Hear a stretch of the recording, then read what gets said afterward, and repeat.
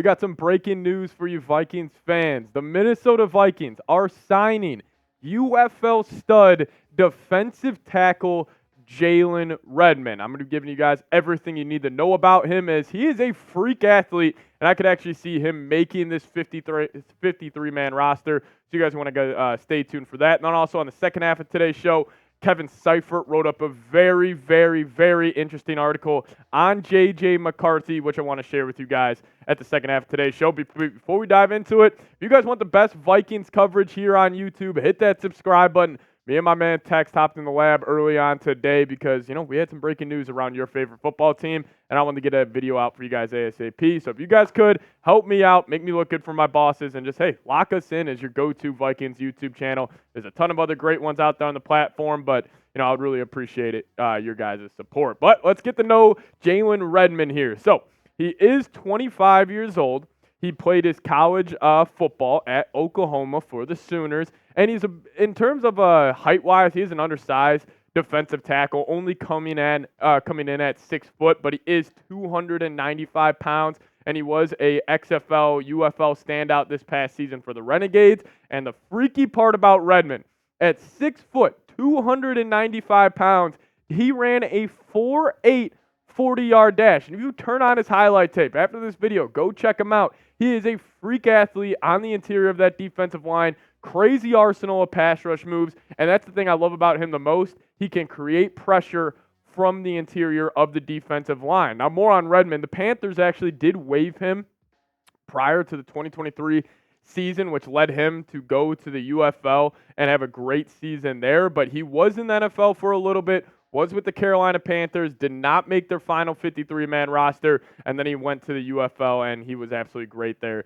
this past season. But back to his days at Oklahoma, he was a stud, and he was in and out of the lineup due to injuries for, majority of his time there. He actually only had 2 seasons where he played more than 12 games, but hey, in 36 games played, he did accumulate 71 sacks, had a forced fumble, had 31 and a half tackles for loss in 36 games. That's incredible production. And then also in the sack department, he had 14 sacks in 36 games from the interior. That is great stuff. Then he also had 2 fumble recoveries as well. And I think he's going to add much needed depth to this Vikings defensive line. Like, obviously, love Harrison Phillips, love Jerry Tillery. If he could ever live up to that first round hype, we'll see this upcoming season. You still got guys like Jonathan Bullard, who'll be mixed there in the rotation, Jacqueline Roy. You got other guys there, but overall the Vikings needed more bodies at defensive tackle. Heading into this offseason, if we had to power rank the biggest position of needs for the Minnesota Vikings, obviously quarterback was one. You can make an argument for cornerback, and then probably edge rusher after he lost to Neil Hunter. Make an argument for, interior of the offensive line as well. But interior defensive line was definitely a position of need, and the Vikings didn't really address it besides making a signing like Jerry Tillery, bringing in Drake Rodriguez in the 7th round this past draft. But besides that, they didn't really make any moves at that defensive tackle position. Now, some key notes on Redmond here. He did suffer a blood clot issue in 2018. This was before his freshman year at Oklahoma, and he was in a prime position to actually be a rotational player with the Sooners that season as a true freshman. But due to the blood clots, he had to miss the entire season to set his timeline, back a year. But now, with him in the UFL, XFL, he has been fantastic. And actually this past year, he was pretty good. 2023, he had 4.5 sacks from the interior of the defensive line. That ranked 11th in the entire UFL. He also had 18 tackles that season. So he is coming off some of the best football he's played in his career. Hopefully that confidence he has can kind of have a snowball effect and carry on to the Minnesota Vikings. But this guy was a stud, man. And, I want to make that point clear. This is not just some random, UFL guy who was like a 2-star recruit, had a good season. The Vikings are like, hey, we'll take a chance on him. No, that is not the case with Jalen Redmond. He was a 5-star recruit coming out of high school, and he actually got his first college offer from the University of Memphis before even playing a snap of varsity football. And I think that speaks to his overall talent, overall athletic prowess, and just how much of a freak athlete these colleges were looking at him at the young age of 14, 15, 16 years old. And listen, this is a typical Kwesi move. Like, when I saw this and, I got the notification late last night that he's expected to sign today, and I just started looking into Redmond a little more, and then I started connecting some dots here, and I was like, this is typical Kwesi, where you have a guy who is a high-level athlete, has high-level talent, but something went wrong in his career, and then the Vikings are finally taking a chance on him. Like, this just reminds me of, like, signing Marcus Davenport, drafting Kyrie Jackson, like these guys who have red flags, but they're ultra talented and they're ultra competitive, and Jalen Redmond fits into that mold. But let's welcome Jalen Redmond to the Vikings on today's show. Give me a JR down in the comment section. Maybe he's watching this video. Maybe we could somehow get him on the show for an interview, and he sees the support of Skull Nation down below in the chat. If you guys could, give me a JR down below. I want to wrap up today's show talking about what ESPN's Kevin Seifert said about J.J. McCarthy. Now, Kevin Seifert's been tapped in with the Vikings. He is the beat reporter for ESPN that is covering Minnesota, and he wrote up this piece on J.J. He said, McCarthy looked like a quarterback with the talent to be a top 10 pick, but with the inexperience of a 21-year-old. In other words, exactly what should have been expected.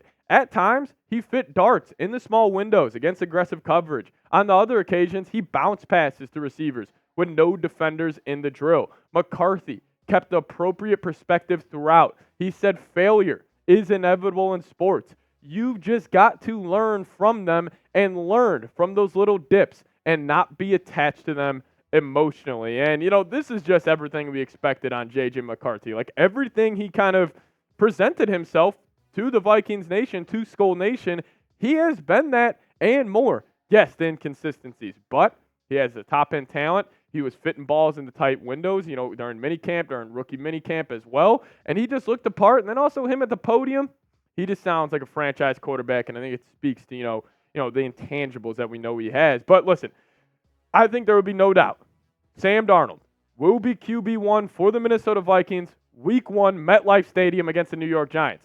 Training camp will play a big factor.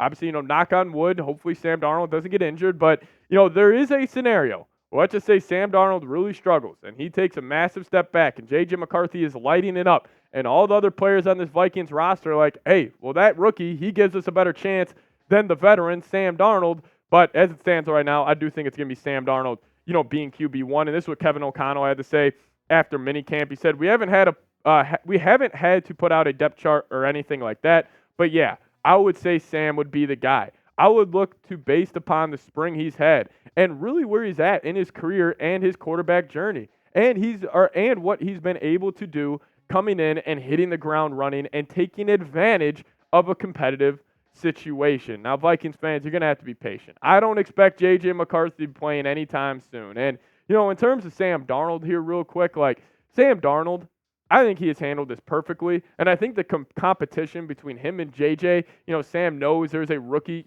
creeping over his shoulder. That's just going to make him better. And the reason I say be patient is because if we look right here, JJ McCarthy, pros and cons. Like, the cons he has in his game, they can get, I don't want to say completely fixed, but they can be worked on by sitting behind a veteran quarterback like Darnold. Not too much experience. All right, have him dive in the playbook.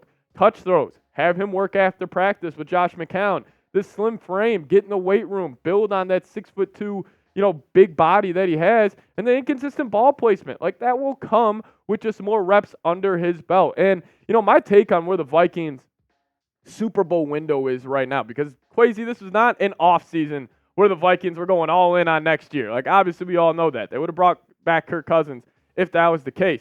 But the Vikings Super Bowl window is 2 to 5 years on J.J. McCarthy's rookie contract. So next season until that 5th year when he's still making, around, what would it be, like $8 million per season, that's the Vikings that's the Vikings Super Bowl window, not next year. So just be patient, Vikings fans. I promise you it's all going to work out. But, hey, let's end today's show showing J.J. McCarthy some love, as I think we're going to have to be patient.